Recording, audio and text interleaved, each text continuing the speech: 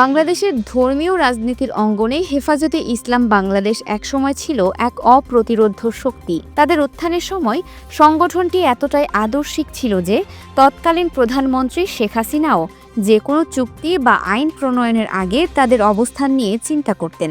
কিন্তু সময়ের পরিক্রমায় সেই শক্তি এবং প্রভাব এখন অনেকটা কমে এসেছে বলে বিস্ফোরক মন্তব্য করেছেন হেফাজতের একজন নেতা রফিকুল ইসলাম মাদানী।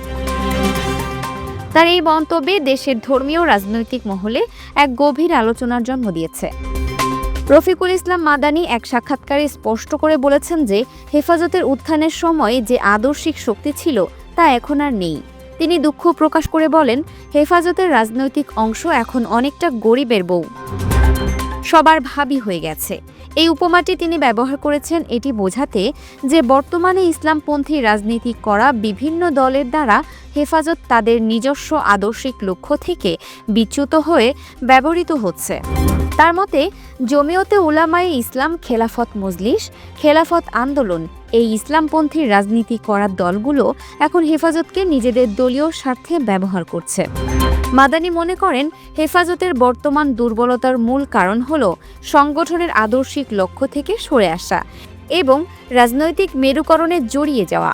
তিনি বলেন, হেফাজতের শক্তি তখনই ছিল যখন এটি সম্পূর্ণভাবে অরাজনৈতিক ছিল এবং ক্ষমতার ভারসাম্য রক্ষার একটি অরাজনৈতিক প্ল্যাটফর্ম হিসেবে কাজ করত। তার মতে সংগঠনটি এখন দোটানার মধ্যে আছে। একটি অংশ রাজনীতি বিমুখ, যারা হাটহাজারী সহ অন্যান্য মাদ্রাসায় ধর্মীয় কাজে নিয়োজিত। অন্য অংশটি দলীয় রাজনীতির সঙ্গে জড়িত। এই অভ্যন্তরীণ বিভাজন হেফাজতের মূল শক্তিকে দুর্বল করে দিয়েছে। মাদানী তার বক্তব্যে আরও বলেন যে এই রাজনৈতিক দলগুলো হেফাজতকে নিজেদের স্বার্থে ব্যবহার করছে, যা সংগঠনের মূল উদ্দেশ্যের জন্য ক্ষতিকর। তিনি মনে করিয়ে দেন, একসময় স্বরাষ্ট্রমন্ত্রীকেও অ্যাপয়েন্টমেন্ট নিয়ে হেফাজতের নেতাদের সাথে দেখা করতে হতো, কিন্তু এখন সেই শক্তি আর নেই। তিনি আক্ষেপ করেন, তাদের এই সংগঠনটি এমন এক দুর্বল অবস্থানে এসেছে যে তারা এখন বিভিন্ন রাজনৈতিক দলের দলীয় এজেন্ডা বাস্তবায়নের হাতিয়ার হচ্ছে।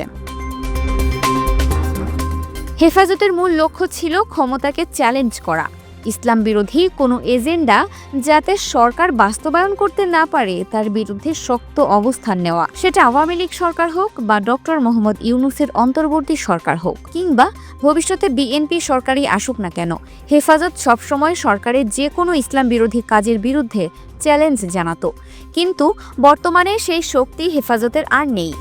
রফিকুল ইসলাম মাদানীর এই বক্তব্যটি কেবল একটি ব্যক্তিগত মতামত নয়, বরং এটি বাংলাদেশের ধর্মীয় রাজনীতি এবং ইসলামপন্থী সংগঠনগুলোর বর্তমান আদর্শিক সংকটের একটি চিত্র তুলে ধরে।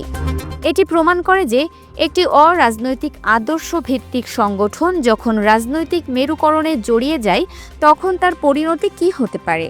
এই ঘটনাটি দেশের ধর্মীয় এবং রাজনৈতিক অঙ্গনে এক নতুন বিতর্কের জন্ম দিয়েছে, যা এই সংগঠনটির ভবিষ্যৎ গতিপথ নির্ধারণে গুরুত্বপূর্ণ ভূমিকা রাখবে। Multimedia desk, Dinajpur TV.